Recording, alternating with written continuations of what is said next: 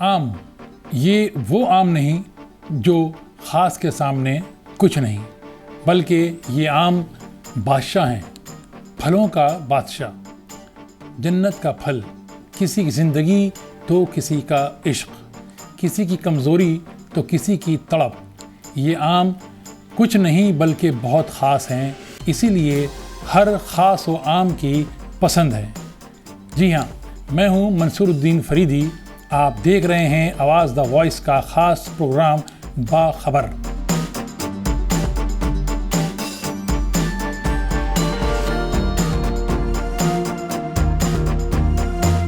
آج بات کر رہے ہیں آم کی، جو کہیں بادشاہوں کے دربار میں قصے بنے، کہیں نوابوں کی شان کے حصے، کہیں دوستی کی سوغات تو کہیں سیاست کی بساط۔ یہی نہیں بلکہ آم ایک تہذیب کا نام بن گئے، ایک موضوع بن گئے، ایک بحث بن گئے۔ ان ناموں اور شجرے پر تحقیق بھی شان بن گئی، ان کے رنگ و روپ اور ساخت کے ساتھ ذائقے پر بھی حقائق اور دلائل کے پہاڑ لگ گئے۔ مقبولیت اور دبدبے کے سبب آم کے نام پر محفلیں سجنے لگیں۔ جب آم نے زندگی کے ہر شعبۂ زندگی پر اپنے نقش چھوڑے تو یقیناً ادب و شاعری کیسے بچ سکتی تھی۔ زبان و ادب سے آم کا رشتہ بہت پرانا ہے، بہت مضبوط ہے اور بہت گہرا ہے۔ اردو، فارسی اور سنسکرت سمیت دنیا کی تمام زبانوں میں اور ادب میں آموں کا تذکرہ ملتا ہے۔ امیر خسرو، مرزا غالب، علامہ اقبال، اکبر الہ آبادی، میر انیس، اختر الایمان اور صاغر خیامی وغیرہ کی آموں پر مر مٹنے کی داستانیں اردو ادب میں موجود ہیں۔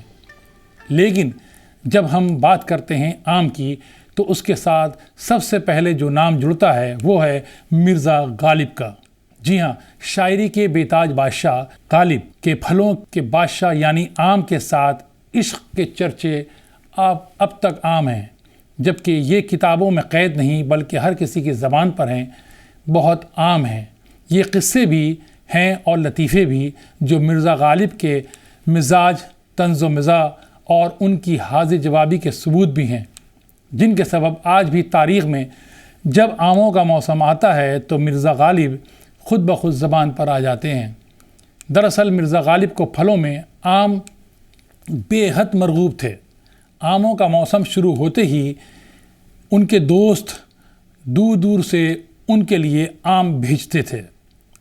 اہل شہر تحفتاً بھی انہیں ڈھیروں آم بھیجتے۔ مرزا غالب کبھی دوستوں سے تقاضا کر کے تو کبھی خود بھی بازار سے آم منگواتے تھے۔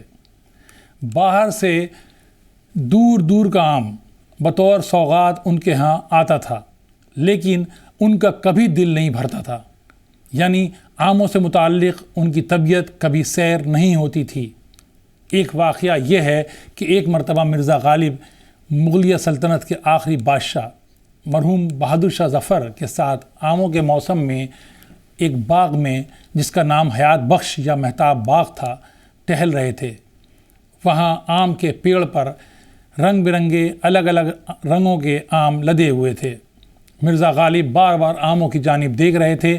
بادشاہ نے پوچھا، مرزا اس قدر غور سے کیا دیکھ رہے ہو؟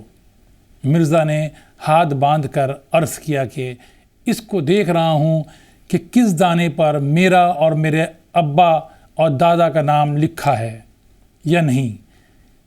اس باغ کا آم بادشاہ اور ان کی بیگمات کے علاوہ کسی اور کو میسر نہیں آ سکتا تھا، لیکن مرزا غالب کے اس جواب پر بادشاہ نے مسکراتے ہوئے اسی روز عمدہ آموں کی ایک پیٹی مرزا غالب کو بھجوا دی۔ غالب کی سوانح نگار اور ان کے شاگرد رشید مولانا الطاف حسین حالی کے بقول غالب ہندوستان کے واحد شاعر تھے جنہوں نے آم کی سب سے زیادہ اقسام کا ذائقہ چکھا ہوا تھا۔ بات صرف آم کھانے تک محدود نہیں تھی، بلکہ حالی ہی کے مطابق غالب آموں کی تاریخ کا کامل علم بھی رکھتے تھے۔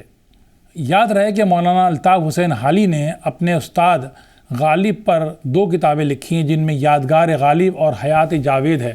دونوں کتابیں بہت مشہور ہیں۔ اپنی کتاب یادگار غالب، جس کے چند اقتباسات میں وہ غالب کی آموں سے رغبت کو بھرپور انداز میں بیان کرتے ہیں، جو مرزا غالب کی حاضر دماغی سنجیدگی کو بیان کرتی تھی۔ غالب اور عام کا ایک اور واقعہ جو ان کی حاضر دماغی اور حاضر جوابی کا ثبوت ہے وہ یہ ہے کہ ایک روز مرزا اپنے دوست حکیم رضی الدین خان صاحب، جن کو عام پسند نہیں تھے، ان کے مکان پر آئے۔ دونوں دوست برآمدے میں بیٹھ کر باتیں کرنے لگے۔ اتفاق سے کمہار اپنے گدھے کے ساتھ گزرا۔ زمین پر آم کے چھلکے پڑے ہوئے تھے۔ گدھے نے ان کو سونگھا اور چھوڑ کر آگے بڑھ گیا۔ حکیم صاحب نے جھٹ سے مرزا غالب سے کہا، دیکھیے آم ایسی چیز ہے جسے گدھا بھی نہیں کھاتا۔ مرزا غالب نے فوراً جواب دیا، بے شک گدھا ہی آم نہیں کھاتا۔ یہ ان کی حاضر جوابی کا ایک شاندار نمونہ تھا۔ ایک بار جب غالب سے دریافت کیا گیا کہ آم کیسے ہوں تو ان کا جواب تھا کہ میٹھے ہوں اور بہت زیادہ ہوں۔ اس سے اندازہ لگایا جا سکتا ہے کہ ان کے آموں کے ساتھ رغبت کس حد تک تھی۔ یہی وجہ ہے کہ مرزا غالب نے جب یہ کہا کہ آم کا کون مرد میداں ہے تو اس کا مطلب یہ تھا کہ آم کا مقابلہ اور مقابل کوئی نہیں۔ بات ایسی غلط بھی نہیں کہ آم تخمی ہو یا قلمی، ٹپکے کا ہو یا پال کا، اس کے چاہنے، کھانے اور گن گانے والوں میں عام اور خاص سب شامل ہوتے ہیں۔ اس پھل کی یہی تو خاصیت ہے کہ اس نے ہر کسی کو اپنا دیوانہ بنایا ہے۔ بچے، جوان، بوڑھے، عورت، مرد، سبھی کے دلوں پر راج ہے، تبھی تو اس کو پھلوں کا راجا کہا جاتا ہے۔ غالب کے تعلق سے ایک قصہ یہ بھی ہے کہ ایک محفل میں مولانا فضل الحق اور دیگر احباب بیٹھے آموں کی تعریف کر رہے تھے۔ جب سب لوگ اپنی اپنی رائے پیش کر چکے تو مولانا فضل الحق نے مرزا غالب سے کہا کہ تم بھی اپنی رائے بیان کرو۔